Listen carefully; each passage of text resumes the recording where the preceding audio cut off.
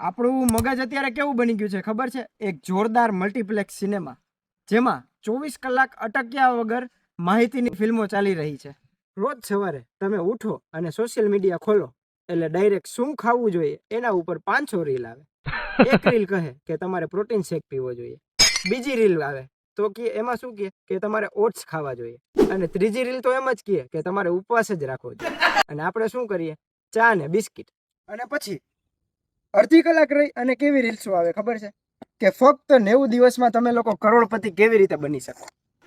હવે માણસ એવું વિચારે કે હાલો આજથી જ આ વસ્તુ ચાલુ કરું કે 90 દિવસમાં હું બી કરોડપતિ બની જાઉં. અને પછી યાદ આવે, અરે આ તો ઓફિસે જવાનું છે. તો આપણી સમસ્યા એ નથી કે આપણી પાસે માહિતી નથી, પણ આપણી સમસ્યા શું છે ખબર છે કે આપણી પાસે નિર્ણય લેવાનો ટાઈમ નથી.